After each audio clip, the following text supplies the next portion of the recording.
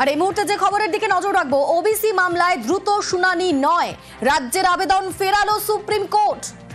OBC মামলার জন্য একাধিক জটিলতা দাবি রাজ্যের, এবং সে কারণেই দ্রুত শুনানির জন্য আবেদন জানায় রাজ্য, কিন্তু রাজ্যের আবেদন ফেরালো সুপ্রিম কোর্ট। ওবিসি মামলায় দ্রুত শুনানি নয়, রাজ্যের আবেদন ফেরালো সুপ্রিম কোর্ট। ওবিসি মামলার জন্য একাধিক জটিলতা দাবি রাজ্যের, দ্রুত শুনানির আবেদন জানায় রাজ্য এবং রাজ্যের আবেদন ফেরালো সুপ্রিম কোর্ট। মামলার শুনানি আগামী বৃহস্পতিবার।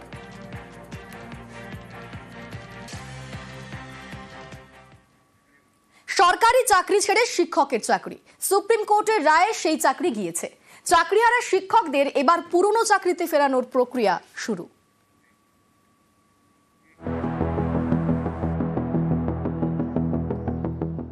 কেউ চাকরি করতেন স্বরাষ্ট্র দপ্তরে, কেউ বিদ্যুৎ দপ্তরে। সেই সব চাকরি ছেড়ে যোগ দিয়েছিলেন শিক্ষকের চাকরিতে। স্কুল সার্ভিস কমিশনের পরীক্ষা দিয়ে প্রত্যেকেরই নাম ছিল 2016 সালের প্যানেলে। সুপ্রিম কোর্টের রায়ে এই প্যানেলই বাতিল, সকলেই চাকরি হারিয়েছেন। কিন্তু যারা সরকারের অন্য দপ্তরে চাকরি করতেন তারা ফিরে পাচ্ছেন পুরনো চাকরি। 20 জন চাকরিহারাকে পুরনো চাকরিতে বহালের চিঠি দেওয়া হয়েছে। স্বরাষ্ট্র দপ্তর, বিদ্যুৎ দপ্তর, বিপর্যয় মোকাবিলা দপ্তর চিঠি দিয়েছে। সেই চিঠি পেয়ে 20 জনের মধ্যে 5 জন ফিরছেন স্বরাষ্ট্র দপ্তরে। পুরনো চাকরিতে ফিরতে ইতিমধ্যেই প্রায় 4500 আবেদন জমা পড়েছে সংশ্লিষ্ট দপ্তরে, যার মধ্যে প্রাথমিক শিক্ষকের সংখ্যা বেশি। এই সব আবেদনের স্ক্রুটিনি করছে স্কুল শিক্ষা দপ্তর। গত 3রা এপ্রিল সুপ্রিম কোর্ট বাতিল করে দেয় 2016 সালের এসএসসির পুরো প্যানেল। চাকরি খোয়ান প্রায় 26,000 জন। শীর্ষ আদালত নির্দেশ দেয় নতুন করে নিয়োগ বিজ্ঞপ্তি জারি করতে হবে। সেই বিজ্ঞপ্তি দিয়েছে স্কুল সার্ভিস কমিশন।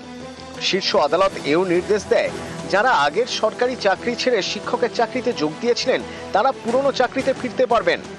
এরপরেই শুরু হয় আবেদন। সেই আবেদন খতিয়ে দেখে এবার চাকরিতে ফেরানোর প্রক্রিয়া শুরু হলো। চাকরিহারা শিক্ষক শিক্ষিকাদের রাজ্য সরকারের বিভিন্ন দপ্তরে নিয়োগের সবুজ সংকেত নবান্নের তরফে দেওয়া হলো। এখনো পড়ে আছে প্রায় 4500-এর কাছাকাছি আবেদন, আর সেই আবেদনগুলিকেও দ্রুততার সঙ্গে পরীক্ষা করছে রাজ্যের স্কুল শিক্ষা দপ্তরের আধিকারিকরা। ক্যামেরায় অসিত দাসের সঙ্গে সোমরাজ বন্দ্যোপাধ্যায়, নিউজ 18 বাংলা, কলকাতা। বিভাস অধিকারী নয়ডায় নকল থানা খুনে জালিয়াতিতে তাকে গ্রেফতার করা হয়েছে, এবং তারপর তার একের পর এক কীর্তি সামনে এসেছে। এবার সামনে এসছে তার ছেলের কীর্তিও। বাবার মতোই কীর্তিমান ছেলেও।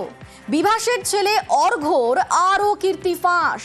ইন্টারন্যাশনাল হিউম্যান রাইটসের আধিকারিক পরিচয়, এমনকি ভুয়ো নথিও বানায় এই বিভাস অধিকারীর ছেলে। আমাদের সঙ্গে এই মুহূর্তে সরাসরি রয়েছেন প্রতিনিধি রৌনক।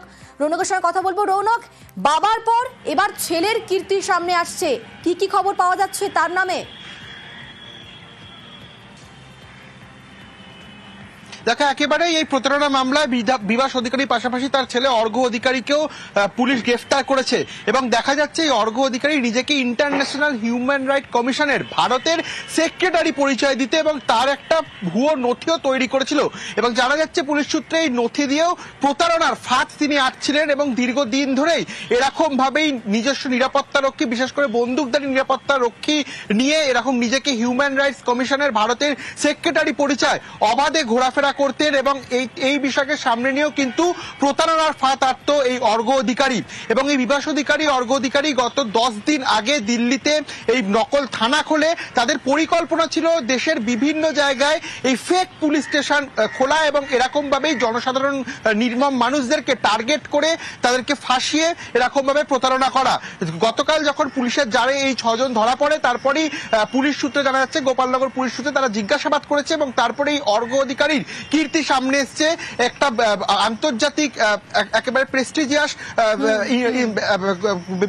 নাম নিয়ে তিনি কিন্তু ভুয়ো নথি বানায়, এবং সেই নথির সামনে দেখে প্রতারণার চক্র তিনি খুলেছিলেন। এবং আজকে বলে নয়, বেশ কয়েক বছর ধরেই কিন্তু তিনি নিজেকে হিউম্যান রাইটস কমিশনের ভারতের সেক্রেটারি পরিচয় দিয়ে অবাধ ঘোরাফেরা করতেন, চক্র চালাতেন তিনি। বেশ, ধন্যবাদ।